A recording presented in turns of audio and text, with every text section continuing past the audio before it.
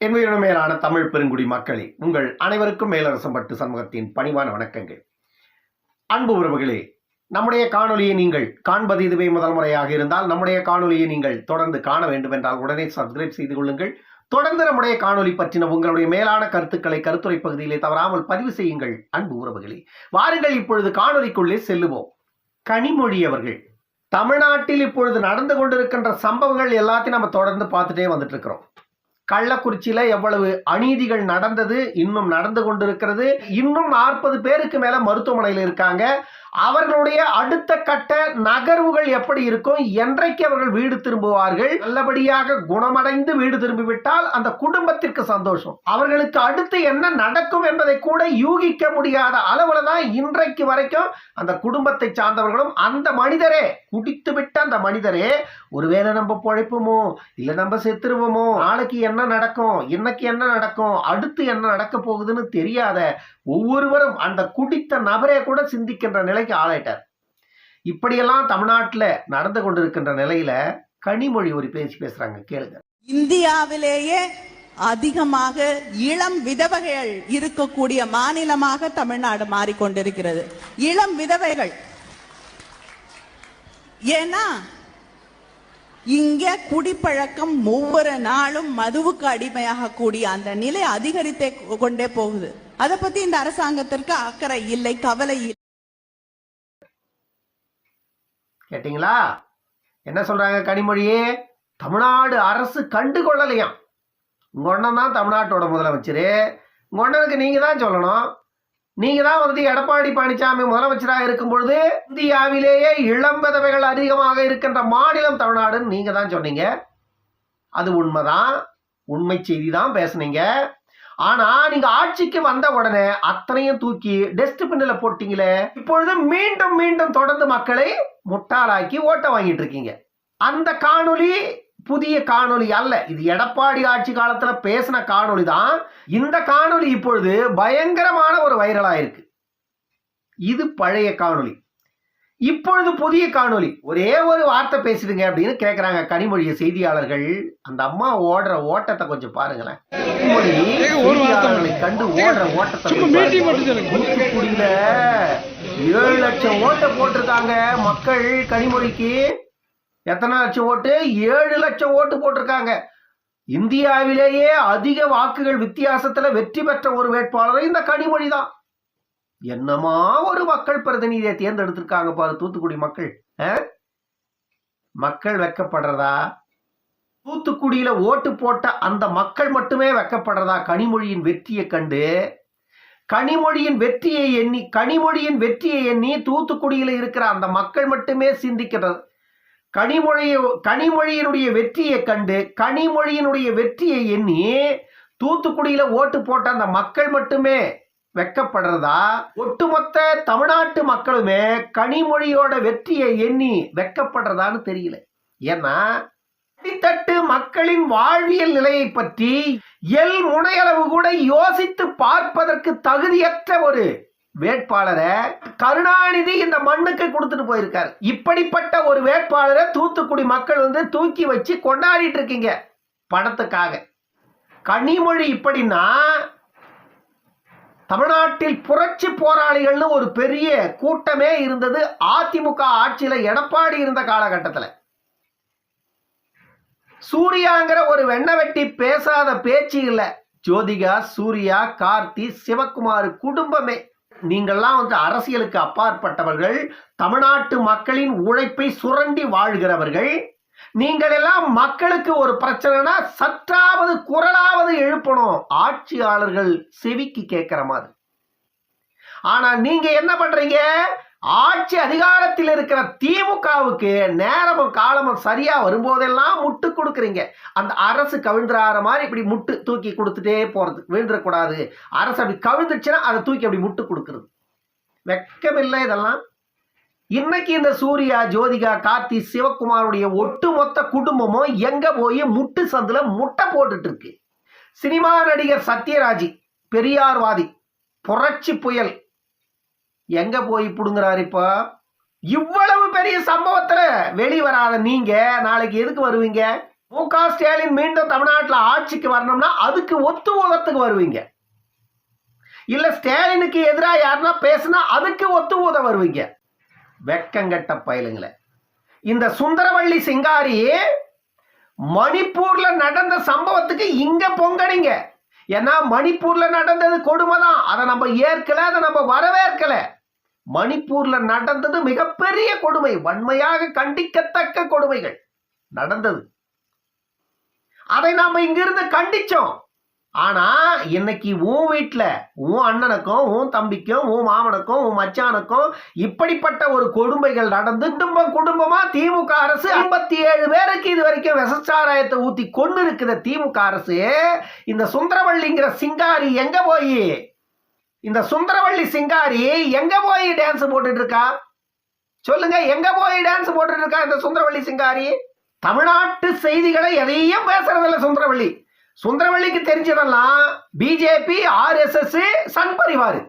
BJP, RSS, Sangh Parivar.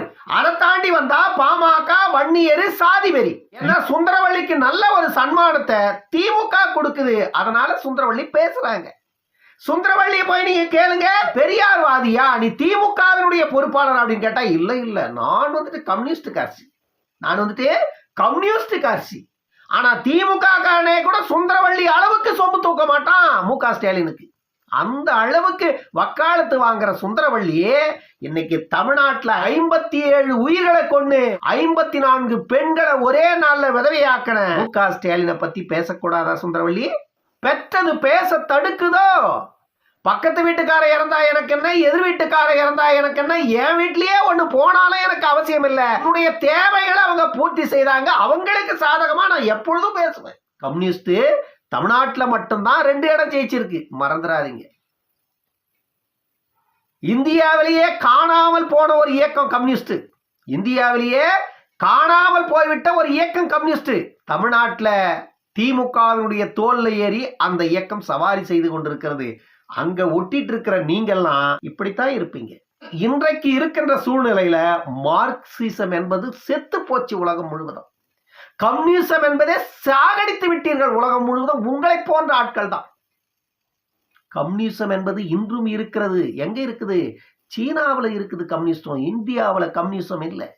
இந்தியாவில் communism இல்லை, எல்லாத்தையும் கொண்டுட்டீங்க. அதுக்கு காரணம் உங்களை போன்ற அடிவருடிகள் கம்யூனிசத்தை தூக்கி பிடிக்காமல் திராவிடத்தை தூக்கி பிடிப்பதால தான்.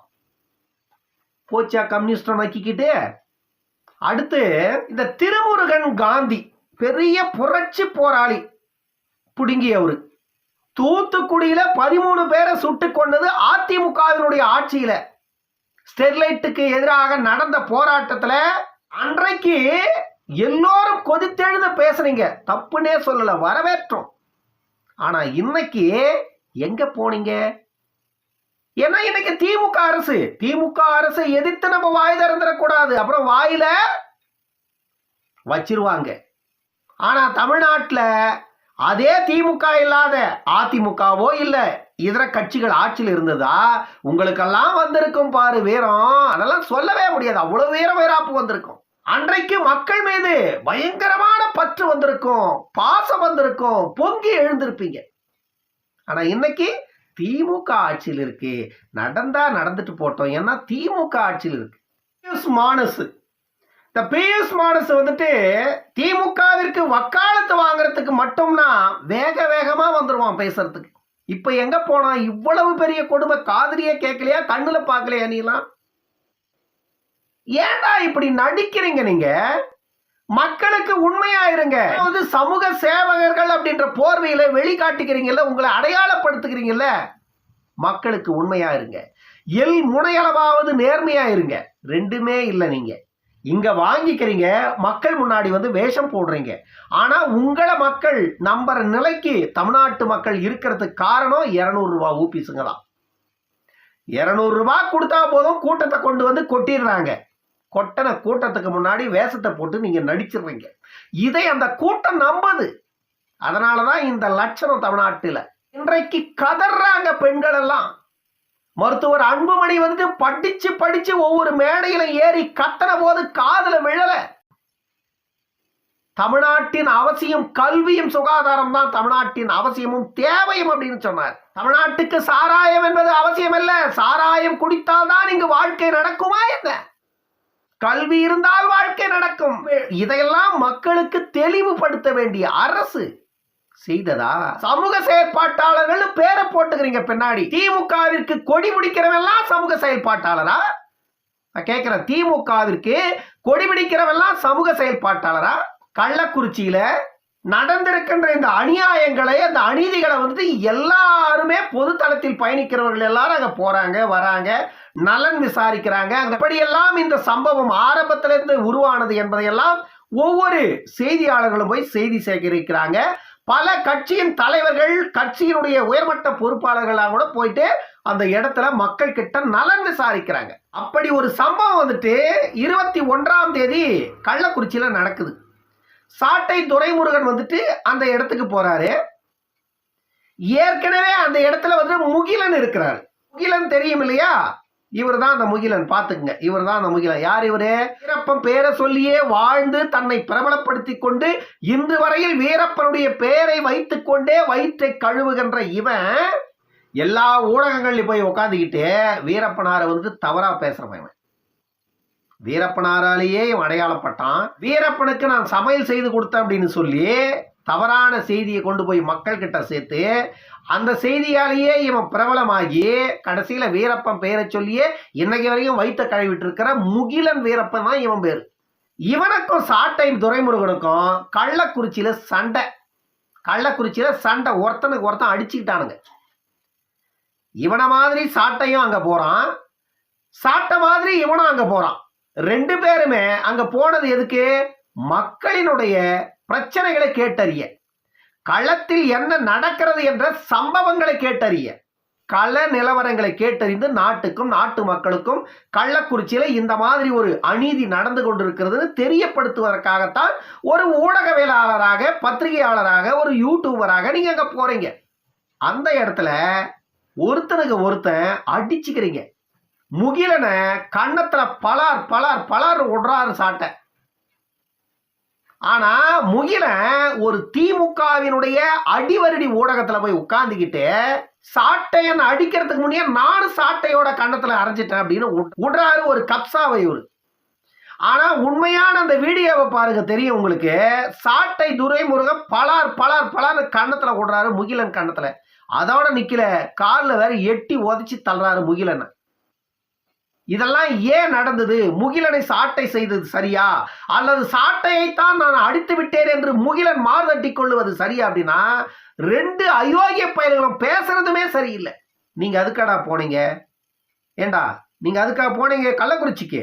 நீ பெரியவனா நான் பெரியவனான்னு காட்டிக்கிறதுக்காக கள்ளக்குறிச்சிக்கு போனீங்க. கள நிலவரம் உலக நாடுகளே சந்தி சிரிக்குது. மாநில மக்களின் அவல நிலையை பார்த்து இந்தியாவே காரி துப்புற அளவுக்கு இருக்குது தமிழ்நாட்டுடைய ஆட்சி லட்சணம். இதை வெளி உலகுக்கு கொண்டு வாங்க, மக்களிடம் கொண்டு போய் சேருங்க. யாரா இருந்தாலும், அவன் சாட்டையனா இருக்கட்டும், முகிலனா இருக்கட்டும், இன்னும் எந்த நாதாரி பயலனா இருங்க, நடந்து கொண்டிருக்கின்ற சம்பவங்களை கொண்டு வந்து வெளி உலகுக்கு காட்டுங்க. இந்த தமிழ்நாடு அரசு எவ்வளவு மெத்தனமாக இந்த விஷயத்துல நடந்து கொள்ளுகிறது என்பதை மக்களுக்கு வெளிச்சம் போட்டு காட்டுங்க. இன்றைக்கு தெரிந்தோ தெரியாமலோ வாக்களித்து விட்ட மக்கள் நாளைக்காவது வாக்களிப்பதை தவிர்க்கட்டும். நம்மால் மக்களுக்கு எதை செய்ய முடியுமோ அதையாவது செய்யுங்க. இவன் சாட்டைய குறை சொல்லுவான், அவன் வந்துட்டு முகிலனை குறை சொல்லுவான். ரெண்டு பேருமே எதிரும் புதிரமா இருக்கிறவனுங்க இவனுங்க. மீடியாக்கள்ல நேருக்கு நேரா சந்திச்சுக்கிட்டா என்ன ஆகும்? பாம்பும் கீரியும் எப்படி நிக்குமோ அந்த மாதிரி நின்று ரெண்டு பேரும் அடிச்சுக்கிட்டானுங்க. இது மட்டும்தான் நடந்ததா கள்ளக்குறிச்சியிலனா? இல்ல. நாச்சியாள் சுகந்தி இவர் வந்துட்டு ஒரு ஊடகவியலாளராகத்தான் இதற்கு முன்பு அறியப்பட்டார். ஆனால் நாம் தமிழர் கட்சியின் சார்புடைய ஊடகவியலாளராக அறியப்பட்டார். இப்பொழுது அவர் வந்துட்டு அதிமுகவில் இணைந்திருக்கிறார். எடப்பாடி பழனிசாமி அவர்கள் முன்னிலையில அதிமுகவில் இணைந்து விட்டார் பல மாதங்களுக்கு முன்பு. நாச்சியாள் சுகந்தி அவர்கள் கள்ளக்குறிச்சிக்கு போறாங்க. மக்களுக்கு நடக்கின்ற பிரச்சனைகளை பார்க்கறாங்க, நலம் விசாரிக்கிறாங்க. அங்க அந்த சம்பவங்கள் எப்படியெல்லாம் நடந்ததுன்னு எல்லாருக்கிட்டையும் கேட்டறிகிறாங்க. கள நிலவரங்களை வெளி உலகுக்கு கொண்டு வர வேண்டும் என்று நாச்சியார் சுகந்தி அவர்கள் அங்க இருக்கிறாங்க. இதே நேரத்துல தான் திருமாவளவன் அங்க உள்ள போறார். நாச்சியால் சுகந்தி ஒரு நேர்மையான கேள்வி எழுப்புறாங்க. நீங்க வெற்றி பெற்றிருக்கிறீங்க, உங்களுடைய பொதுச் செயலாளர் ரவிக்குமார் அவர்கள் வெற்றி பெற்று எம்பி ஆயிருக்கிறாரு, இது இல்லாம 4 சட்டமன்ற உறுப்பினர்கள் வைத்துக் கொண்டிருக்கிறீங்க. ஏற்கனவே வேங்கை வயல்ல இவ்வளவு பெரிய அநீதியை அந்த மக்களுக்கு இழைத்தார்கள், ஒடுக்கப்பட்ட மக்களுக்கு. அதற்கும் நீங்கள் குரல் எழுப்பல. கள்ளக்குறிச்சியில இவ்வளவு பெரிய அநியாய சம்பவங்கள் நடந்திருக்கிறது. இறந்திருக்கின்ற மக்கள் ஒட்டுமொத்தமாக பார்க்க போனால் 90 விழுக்காடு மக்கள் இறந்தவர்களில் பட்டியல் இனத்தை சார்ந்தவர்கள். இந்த மக்களுக்கு நாங்கள் தான் பாதுகாப்பு என்று மார்தட்டி கொள்ளுகின்ற திருமாவளவன், நீங்கள் ஏன் இதை பற்றி மு.க. ஸ்டாலினிடம் பேச மறுக்கிறீங்க? சட்டமன்றத்தில் நீங்க ஏன் குரல் எழுப்ப தவறுறீங்க? 4 சட்டமன்ற உறுப்பினர்கள் இருக்காங்க. சட்டமன்றத்தில் பேச வையுங்க, கவன ஈர்ப்பு தீர்மானத்தை கொண்டு வர வையுங்க. இல்லை என்றால் அரசு இதற்கு அடிப்படையில்னா வெளிநடப்பு செய்யுங்க. இப்படிதான் அதிகாரத்தில் இருக்கின்ற ஒரு அரசை நிர்பந்தித்து இதற்கான தீர்வை பெற முடியும். இதையெல்லாம் நாச்சியால் சுகந்தி அங்க பேச முற்படுகின்ற போது நாச்சியால் சுகந்தியை விடுதலை சிறுத்தைகள் கட்சியை சார்ந்தவர்கள் அடிக்க பாயிறாங்க. என்னடா கொடுமை! தமிழ்நாட்டில் எவ்வளவு பெரிய அநியாயங்கள் நடந்துட்டு இருக்குதுன்னு நல்லாவே தெரியுது. நீங்க வாங்கி இருக்கிறீங்க, வாங்கினதுக்கு நீங்க வாய் மூடி கிடக்குறீங்க. தமிழ்நாட்டில் இருக்கிற எல்லோருமே அப்படி இருக்க வேண்டும் என்ற அவசியம் இருக்கிறதா? நாச்சியால் சுகந்தி அவர்கள் ஒரு நேர்மையான கேள்வியை தான் எழுப்புறார். திருமாவளவனுக்கு ரோசம் வருது. இன்றைய சூழ்நிலையில திருமாவளவன் அவர்கள் உண்மையிலேயே இதையெல்லாம் பேசுவதற்கு தகுதி இல்லாத மனிதர். சேராத இடம் சேர்ந்து வஞ்சத்தில் வீழ்ந்தாயடா கர்ணா அப்படின்ற மாதிரி தமிழ்நாட்டில் இருக்கின்ற எதிர்கட்சிகள் எல்லாம் ஒட்டுமொத்தமாக அநீதி இயக்கத்தோட ஒப்பந்தம் போட்டு வச்சுக்கிட்டு தமிழ்நாட்டில் எத்தனை கொலை கொள்ளை கற்பழிப்பு எத்தனை கொலைகள் விழுந்தாலும் வாய் திறந்து பேச மாட்டேன்றீங்களே. உங்களுக்கு வாக்களித்த மக்களுக்கு நீங்கள் செய்கின்ற சன்மானம் இதுதானா? இன்னைக்கு ஜெயிச்சிட்டீங்க, நாளைக்கு இன்னொரு முறையும் இந்த மக்கள் கிட்ட தானே போய் நிக்கணும் நீங்க ஓட்டுக்கு. அன்றைக்கு ஒண்ணு காரி துப்புவான், இல்ல செருப்படுத்து அடிப்பான். வாங்கிதானே ஆகணும். திருந்த வேண்டியது அரசியல்வாதிகள் அல்ல, தமிழக மக்கள். என்றைக்கு நடக்குமோ காலம்தான் இதற்கு பதில் சொல்ல வேண்டும். இன்னொரு காணொலியில் சந்திக்கும் வரை உங்களிடமிருந்து விடைபெற்றுக் கொள்வது மேலரசம்பட்டு சண்முகம். நன்றி, வணக்கம் அன்பு உறவுகளே.